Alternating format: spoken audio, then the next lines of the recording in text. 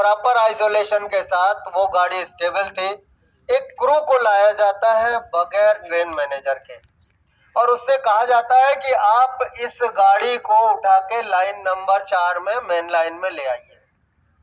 Line number 4 में लाने के बाद कैसे लाना है? एक पॉइंट्समैन के साथ। भाई एक पॉइंट्समैन के साथ पूरा लंबा लोड आप लोग क्यों काम कर रहे हैं? आपको इंजन पे कौन बताएगा? लटकेगा कौन बाहर? और फिर बाहर से पॉइंट्समैन का सिग्नल नहीं दिखेगा, फिर क्या होगा?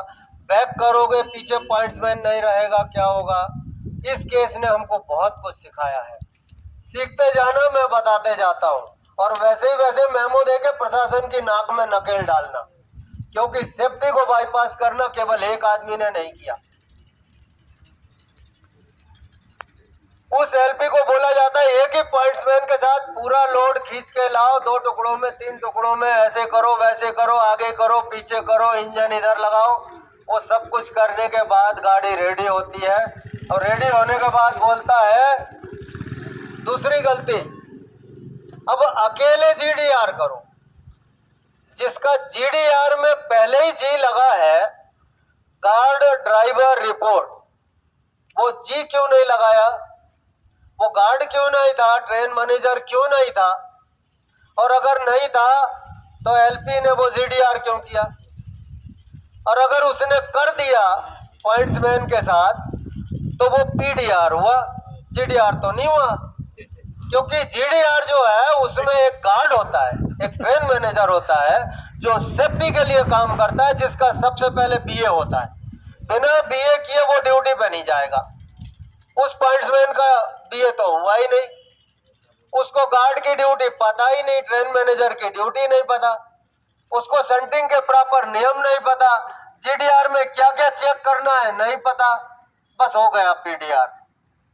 ये पीडीआर करने के बाद अब तुम एक काम करो, अकेले ये गाड़ी लेके चले जाओ।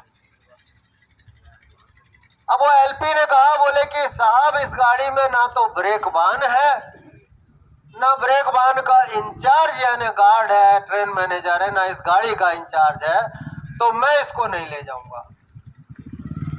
कंट्रोलर ने कहा ले जाना पड़ेगा। इसी बहसा बहसी में उसने कहा हम नहीं ले जाएंगे, अगर मेरे इंजन में चंडीगढ़ जनशताब्दी की तरह इंजन से ब्रेक लगना बंद हो गए तो क्या करेंगे? तो गाड़ी में ब्रेक कौन लगा सकता है? केवल एक शख्स, जो पीछे से प्रेशर ड्रॉप करके उस गाड़ी को कंट्रोल कर दे। और वो नियमानुसार उसने मना कर दिया।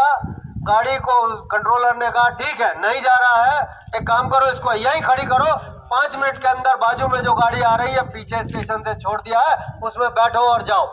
बोला साहब इतने जल्दी नहीं होगा, इसको स्टेबल भी तो करना पड़ेगा। नहीं नहीं, 5 मिनट में गाड़ी खड़ी रखूंगा, तू इसको पहले बंद कर, इंजन को चाबी दे और जा।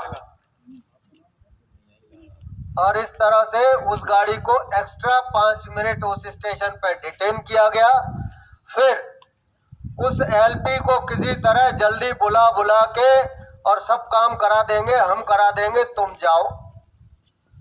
उसको बिठाया गया और अपने स्टेशन से, जहां उसका स्टेशन, उस स्टेशन से होम स्टेशन 20 किलोमीटर दूर था, वहां न भेज के 120 किलोमीटर दूर के स्टेशन को रनिंग रूम ले जाने का प्रक्रम किया। इस प्रक्रिया में जब ये गाड़ी खड़ी थी, कोई भी ऐसा लोको पायलट हो सकता है, मुझे ऐसा लगता नहीं है कि कोई गाड़ी स्टेबल करे या इंजन बंद करे और A9 नहीं लगाए, सब मुझे लगता नहीं है। उस केस में क्या हुआ है, उसमें कैमरा नहीं था। वो गाड़ी 1 घंटे के बाद जाके रोल डाउन होना शुरू हुई, तब तक ये स्टाफ जा चुका था। पॉइंट्समैन ने बोला, बोले साहब गाड़ी रोल हो रही, बोले उनको देखो वो दोनों कहाँ है। तो गाड़ी में गुटके उटके लगाने के बजाय, उस पर हैंड ब्रेक कसने के बजाय स्लो रोल डाउन में गाड़ी को चलने दिया गया। जब चल गई तो कंट्रोलर को बताया गया। कंट्रोलर ने कहा अब क्या करें, अब क्या करें, क्या करें, ऐसा करो लाइन लगाओ आगे। तो 6 स्टेशन जहां तक लाइन खाली थी वहां तक लाइन लगवा दी गई और उस गाड़ी को कंटिन्यू चलवाया गया। क्या उस गाड़ी को अगले स्टेशन के लूप लाइन में एडमिट करके गुरपा गजंडी की तरह नहीं रोक लेना था? और ऐसे कंट्रोलर, इस कंट्रोलर को आगे गाड़ी को ले जाने का आदेश किसने दिया होगा? डिवीजन में सबसे बड़ा कौन होता है? नाम लेने की जरूरत नहीं है। और फिर इस गाड़ी को 6 स्टेशन अनसेफ कंडीशन में जाने दिया गया, जहां अपने आप खड़ी हो गई। तो उसमें सबसे पहले पहुंचे ट्रैफिक डिपार्टमेंट के एक साहब, और उन्होंने कहा कि उसमें A9 भी नहीं लगा था। मुझे तो डाउट है, अगर उस स्टेशन पर एक LP था, एक एक्सप्रेस गाड़ी थी जिसके LP को बाद में उसके इंजन पे भेज के उसको चालू करा के उसको ढंग से क्लियर करा के और स्टेबल कराया गया, वही काम अगर कर लिया गया होता पहले, तो ये सच निकल आता कि भाई उसमें A9 लगा था या नहीं। अब ये सारी घटना में जब DRM तक इन्वॉल्व है, कोई गाड़ी 6 स्टेशन जा नहीं सकती। कोई भी बंदा स्टेशन में एक डिब्बे को इधर से 4 इंच भी नहीं खिसकवा सकता अगर TN न मिले कंट्रोल का। तो ये सारा खेल करने वाला कोई और वो केवल ऐसे 5 लिया, बाकी सबको रिमूवल कर दो और 14(2) लगा दो। 14(2) लगाने के बाद कोई भी धारा लगाना, ये धारा लगाना यानी अब आप रेलवे के कर्मचारी नहीं हैं।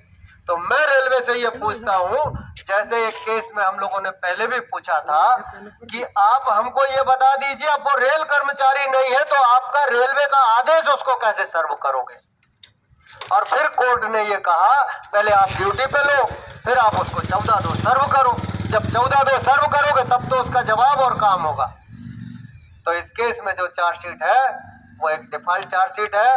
लगाने वाले गलत हैं, देने वाले गलत हैं, ऑपरेट कराने वाले गलत हैं और 78 किलोमीटर गाड़ी चलवाने वाले गलत हैं। उन सबको रिमूवल हो जाना चाहिए। अगर LP और ALP को जाना है तो इन सबको भी जाना है, और अगर नहीं तो इस